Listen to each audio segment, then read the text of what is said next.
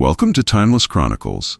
Explore history details about Charles and Camilla's affair that the Crown brought to light. Subscribe now for captivating content that takes you beyond time. Timeless Chronicles, enjoy this video. Details about Charles and Camilla's affair that the Crown brought to light. There's a reason why the Netflix series The Crown is so popular. Because rich and famous people being miserable is simply great entertainment. As rich and famous families go, few are as controversial and scandalous as the Windsors, and few Windsors are as controversial as Prince Charles. Things were complicated, even before Camilla and Charles started dating. If you're a member of the most upper crust British society, like the Windsors, there are only so many people who are acceptable to date. That means if you start dating someone new, there's a good chance your histories will overlap. Charles and Camilla were no exception. Charles's family was against him. Marrying Charles and Camilla were both single when they started their 18-month relationship in 1970. They were clearly in love, and many have wondered why Charles didn't simply marry Camilla in the first place. Most likely, it's because Charles's family was against it, and it was all because of perception. Royal biographer Sally Bedell-Smith suggests that the Windsors felt Camilla was both too experienced and not aristocratic enough for their son. Camilla was actually in love with both Charles and her husband, Andrew Parker Bowles. Camilla always had a deep love for Charles. Their initial 18-month romance was by all accounts genuine and romantic, with plenty of love letters and long late-night phone calls. After Charles's family intervened, Camilla reconnected with Andrew Parker Bowles, and she married him in 1973. Charles and Camilla most likely had their first affair after the assassination of Lord Mountbatten. It's unclear exactly when Charles and Camilla started hooking up again after her 1973 wedding to Andrew Parker Bowles. But it probably happened around August 1979, when Charles's great-uncle, Lord Mountbatten, was assassinated by the IRA. Charles and Camilla ended their first affair when he married Diana, probably. Prince Charles first met Diana Spencer in 1977. They started dating in 1980, and by February 1981 they were engaged.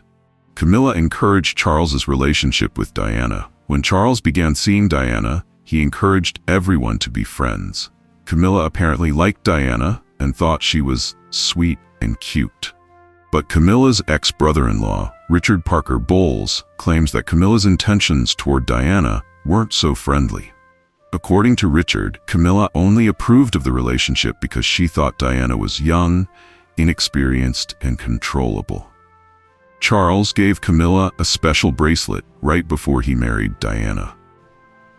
Shortly before his marriage to Diana, Prince Charles really did give Camilla Parker Bowles a custom-designed bracelet with the initials F and G, which stood for their nicknames for each other, Fred and Gladys. But according to royal biographer Penny Junor, this wasn't exactly a sign that the Prince of Wales had a conflicted heart. Charles and Camilla's second affair started in 1986. By the middle of the 1980s, Charles's marriage to Diana was decidedly unhappy. He and Camilla resumed their affair. In Charles's authorized biography, Sally Bedell-Smith puts this in 1986, when Charles and Diana's relationship was irretrievably broken down. Diana confronted Camilla about her relationship with Charles. It didn't take long for Diana to figure out that Charles and Camilla were having an affair. But it wasn't until 3 years later that she finally confronted Camilla at a friend's birthday party. In recorded interviews with Andrew Morton that he would later publish in 1992, Diana described the incident. "I said, I know what's going on between you and Charles, and I just want you to know that." Camilla and Andrew Parker Bowles. Divorced in 1995. Camilla and Andrew Parker Bowles had never been faithful to each other during the course of their marriage, and both of them likely knew it all along. They announced their split in 1995. In a joint statement, they said that they had long lived separate lives. they had lived apart for 2 years, and that Charles spent years convincing the public to accept Camilla, but the Queen was still against it. Although Charles and Camilla were now single, Charles still had a lot of work to do before they could be together. First, there was the question of the legality of their hypothetical marriage. The Church of England doesn't allow a marriage between divorced people if one of their former spouses is still alive.